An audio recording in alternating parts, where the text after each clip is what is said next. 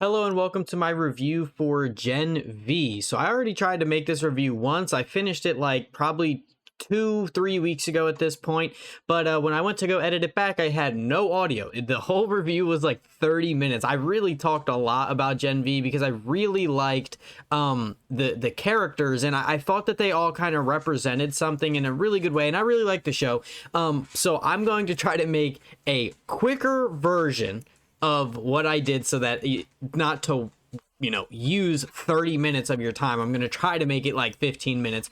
But essentially what I'm going to do for Gen V and kind of what I do for TV shows is I'm not going to try to reiterate the entire plot of the show. If a plot thing I liked or I enjoyed how they did it, I'll talk about it, but I'm not going to tell you from episode 1 to final episode how everything unfolded. Watch the show for that. This is a review. It kind of sounds like douchey, but it's a review. It's how I felt about it. It's not a retelling, so we're going to start out real quick with just Gen V and the boys universe as a whole. The beauty of this show, and I'm kind of lumping Gen V and the boys together because they both do this really well. So when I say this, I'm talking about both shows. The thing that makes Gen V and the boys so good is how real, even with the superpowers, how realistic these shows are, with Vought being a huge international enterprise trying to make as much money as possible. The Gen V and the boys, they really do a good job of making it feel like this is exactly how society would be if superheroes existed. They're doing like tour dates, they're doing like meet and greets, they're doing like specifically in the second season of Gen V when it is Marie versus Jordan in like the UFC fight, when they do like the gender bender versus blood bender. Like it's so real. It's so realistic. That's exactly how media and everything. So I love that about this show. These shows in general, I mean, like I said, it goes for the boys just as much as Gen V. But yeah, a lot of this stuff, it's like, it's super funny and on the nose, but it's very real because that's exactly what would happen a lot of times. Like I don't really have a lot of examples, but if you've watched The Boys or Gen V, how they like, we have to worry about the media and we have to be super conscious of this and this and this, and or like how people will do terrible shit and how far they go to cover it up or switch the narrative and how much like news and whatever. It's super real. It's like the politics of Gen V and The Boys is very real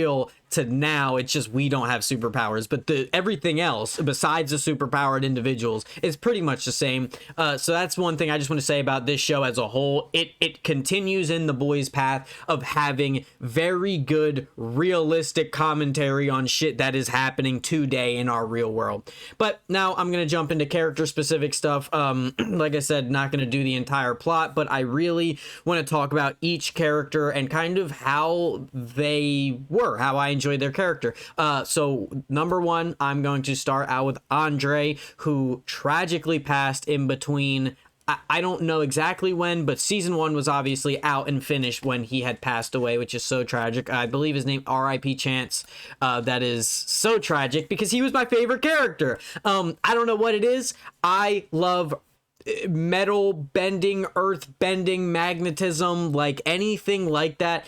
I love it. So like Andre felt like a new age Magneto to me. Obviously Magneto went through some terrible things, going through the Holocaust and everything. But like Andre, I love the magnet. Like I love that shit. It's awesome. I love it. And it's so tragic that he had to pass away. Well, okay, I'm sorry, that sounded wrong. He didn't have to, it's just tragic that he did, because I really wanted to see where he was going to go in the second season. But of course he's not in it. But I think they do a good job of using, like, explaining it in the show as to why he's not around. Obviously he passed away, but what they did was basically say that in the woods or the forest or whatever it's called, again, I'm sorry, it's been a couple weeks since I've watched it, saying that he tried to help them escape and ended up killing, like pushing his body too far, and it ended up killing him. And then the way they tie it in with Polarity, or Andre's dad, is really well, that Polarity has had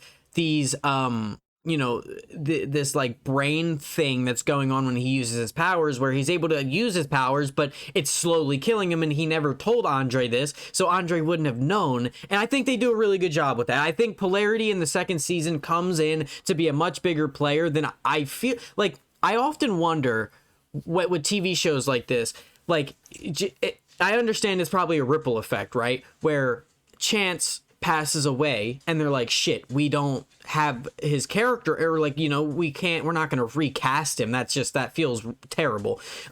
So we have to, make the story work. And then I feel like, I wonder, this is my question, because they're like, okay, Chance isn't going to be around, does that open the door for them to be like, okay, well, maybe we make Polarity have kind of a character arc where he blames himself, or was that always a plan? You know what I mean? Like, because I can assume that they weren't going to kill off Andre.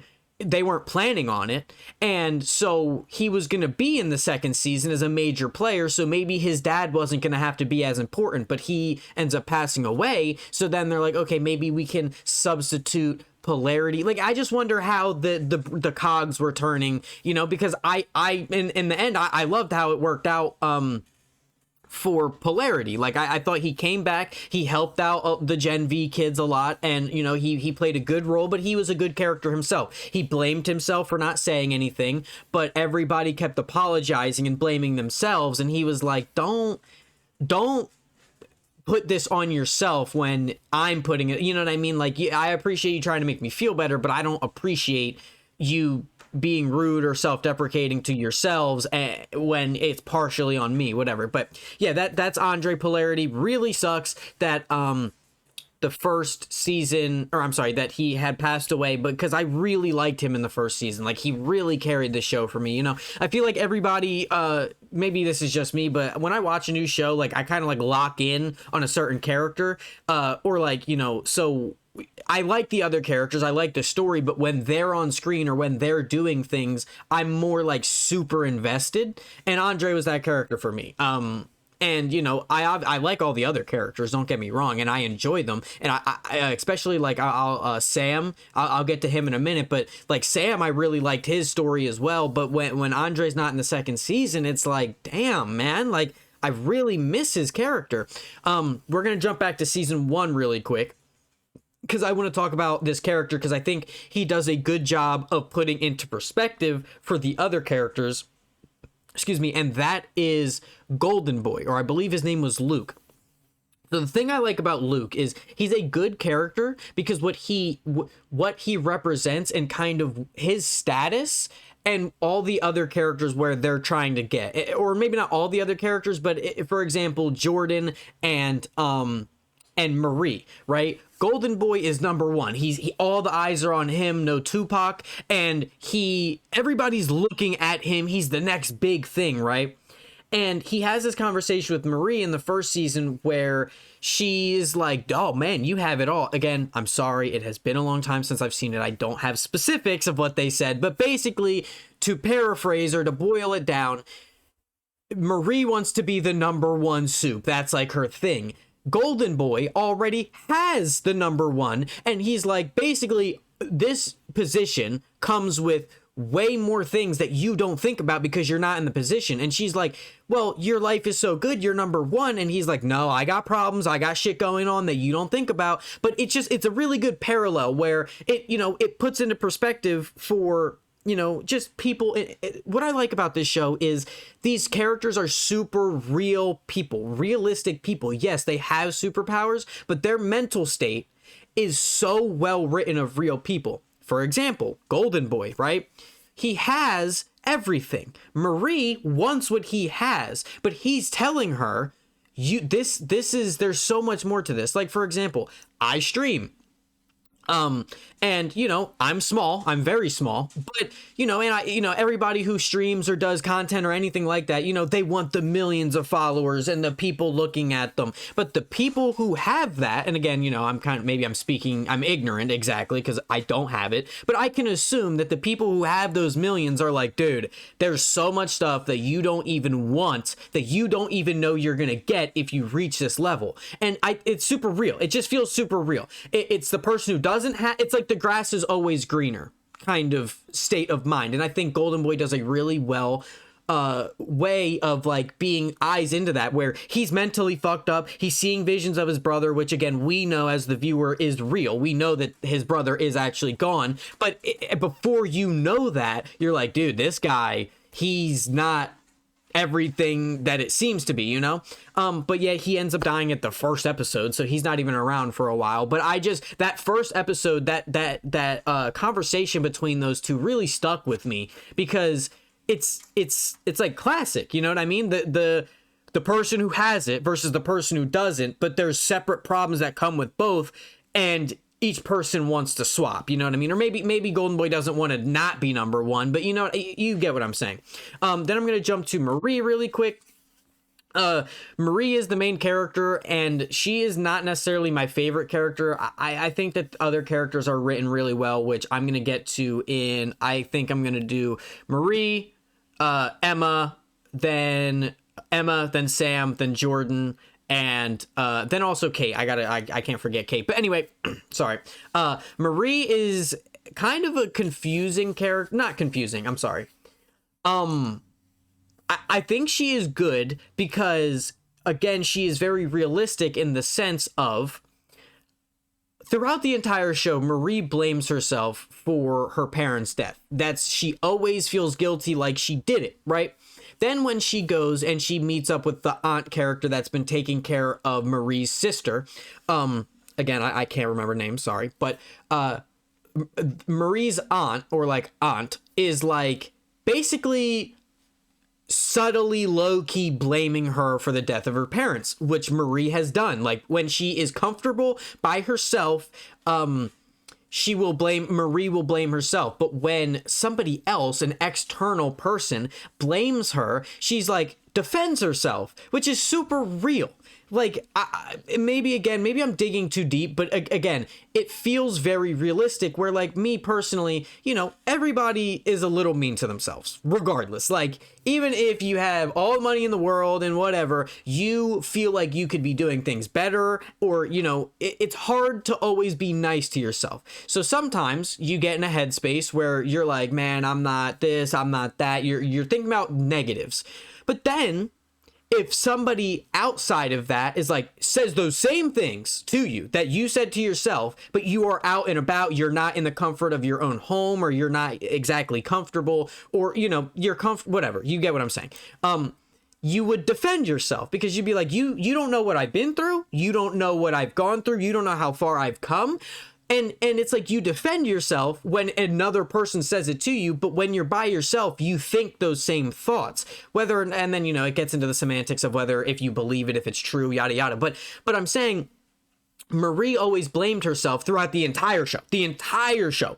And then when her aunt is like blaming her to her face, she's like, my parents gave me V, the superhero serum or whatever. They did that. They sold me off. So basically, she's like, they didn't necessarily do it to themselves, but they made me an experiment, and then they died, and it's my fault for them doing that to me. And I think that that's a very realist, like, the writing on that is very real, because I've done that before. I will blame myself or be mean to myself, and then and not exactly as somebody has said it to me, but if somebody were to walk up to me and say those same things, it'd be like, hold on. You don't know. The only reason you get away with it is because you know everything that you've gone through, you know, so whatever. But another thing with the second season is she's basically being trained to be this, like, super soldier, not soldier, but the superhero that's like on another level, like Homelander level, because she's basically being trained to control blood on a cellular level, so she can heal people, which is like the first hero that can like bring people back from the dead. That's super important going forward in the Boys universe. But the only problem I have is, Marie is capable of healing people from death, and at the end, this is a spoiler, obviously I'm talking about everything, but this is a spoiler for literally the last episode of Gen V, season 2, obviously. She is capable of blowing Cypher's head up, and my whole thing was like, she's this powerful, she's able to blow his head up. Why was she not able to do that before? They were like, we have to revive Godolkin. He's the only one that can beat Cypher. And obviously they didn't know that Cypher and Godolkin are the same person. But how could she not just blow Cypher's head up before? He couldn't control her. She could just blow his head up, and the same way that she killed him at the end, she could have done like 2 episodes ago. And I don't know. I thought that it could have been done a little different. Also, I think that the end of the season 2, Cypher being like in the Godolkin body, like fully healed, he was only in it for an episode, and it was like 45 minutes, and he gets blown up at the end. It's like, damn, like he died super quick. Anyway, we're gonna jump forward. I think Emma is a great character. For the first season, she was my favorite. In season 2, Jordan became my favorite character. But yeah, I think Emma was like my second favorite character behind Andre. But I love Emma's character. She's, you know, I don't necessarily struggle with some of the things that she struggles with, but I think that that's a very good window into people who struggle with whether it be eating disorders, weight problems. And again, throughout the show, she says that it's not an eating disorder. It's how she uses her powers. But I think that it's like, the thing I love about Gen V is how they put windows into what people are actually feeling through the superpowers. You know, she can shrink and get big, but in order to do that, she has to not have anything in her stomach to shrink, and like she feels like she has to do this to keep up appearances or whatever. And I don't know, again, I can't really speak on all the stuff that Emma goes through, but I think she's a really well done character. Next, and they're kind of intertwined, but Sam in the first season was chef's kiss. Amazing character. He struggled with his mental, like he mentally was going through it. He didn't know what was real, he didn't know what was fake. And this the conversation that Sam has with his mom was really great, because he said, she said, you, before you got powers or V or whatever, you had this mental, I don't want to be like, I don't want to be insensitive. Is it a disability? I'm gonna go with disability. I can't think of the other word. I think there's one more word. But like, you've had this, and he goes, oh, so even without the powers, I'd still be fucked up.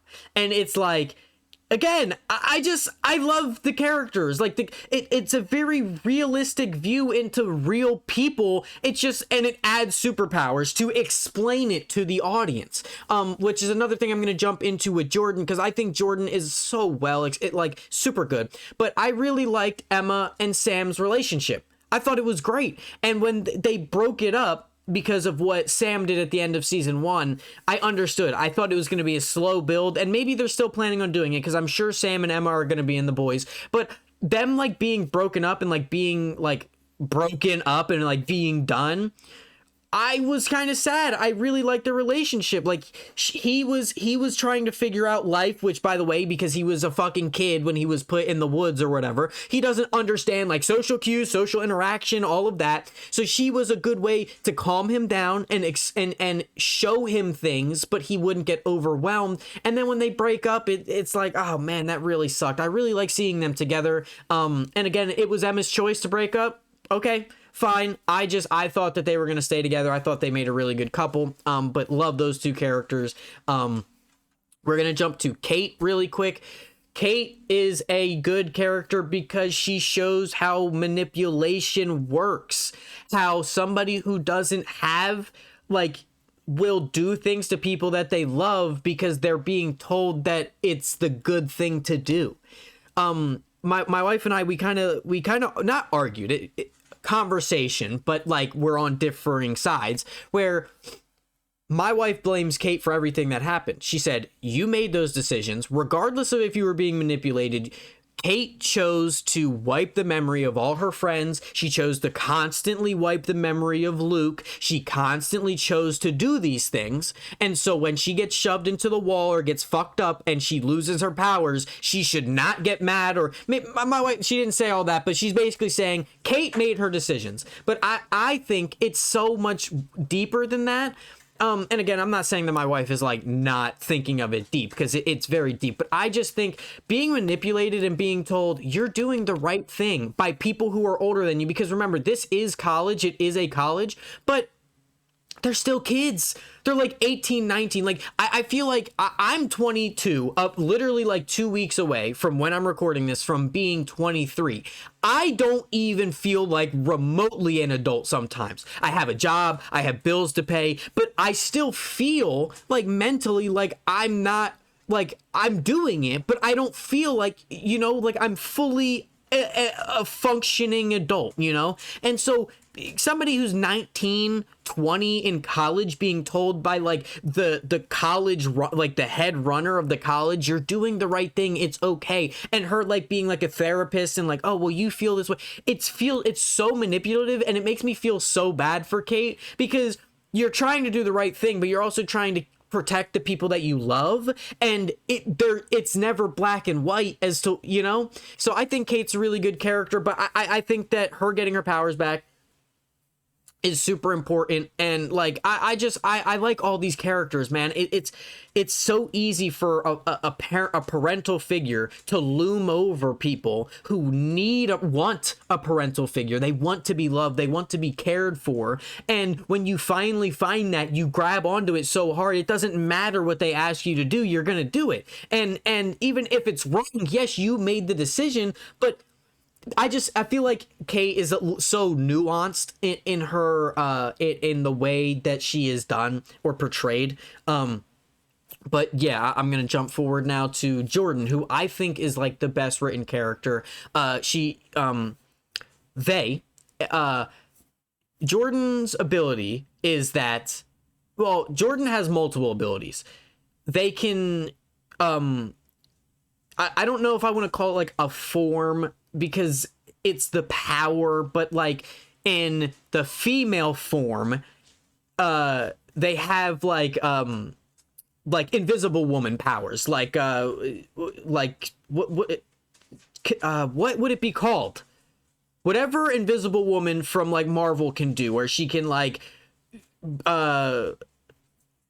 why am I blanking so hard? She can like force push and shit, like use energy and whatever. And then in the male form, they can like super strength. I think they're like much stronger and durable in that form. But Jordan is a character, and the reason I love Jordan so much is because I think for somebody who does not struggle with like sexual identity or anything, or for people who don't understand it, I think, like I said, with every other character, it's such a good window and such a good way to explain to people what people who struggle with the same thing are going through. People who are struggling or feel like they're in the wrong body, everybody's so quick to be like, maybe not everybody, with people who are struggling with feeling that they're in the wrong body, or they can't be themselves, it's so easy for people online or whatever, and you know, it's not everybody, but it's so easy for people to be like, oh, it's a mental disorder, or, you know, people who downplay it, and it's I shouldn't even bring that up, because it's so ignorant. It's so ignorant to have that thought process. But Jordan's character is a way for people to understand, oh, you are, regardless of what form, and I keep doing air quotes because it doesn't feel right to say form, but it's like it's hard to explain, but regardless of what form Jordan is in, the male or the female, whatever form that Jordan is currently taking, it's still Jordan. It doesn't matter. All of the memories, all of the experiences, everything that Jordan has gone through, regardless of what they look like, it's still Jordan. And in the first season, you know, Jordan kind of goes back and forth with their parents, where Jordan's parents want Jordan to stay in his male form. And he's like, Jordan's like, what does it matter? I'm still your kid. Why is it so hard why do you like me less when I look this way, but I'm still your kid? I think Jordan in the second season, I will admit they kind of lose that. Like Jordan is she like they don't get Jordan doesn't get the time to like really kind of struggle or fight with that, because in the first season they had Jordan's parents there. In the second season, Jordan is kind of just a like helping Marie and everything, which, you know, Jordan is still a character, do not get me wrong in any way, but in the first season it made you feel better one way, and you want to be loved, but everybody just sees it as a different person, but it's the same person. I think it's so well done. I tried to not make this super long, but I really wanted to talk about all the characters because they feel so real. They feel like real people that you can empathize with and be around, and but the superpowers on top make it fun. And then, you know, obviously the political the politics of it, like the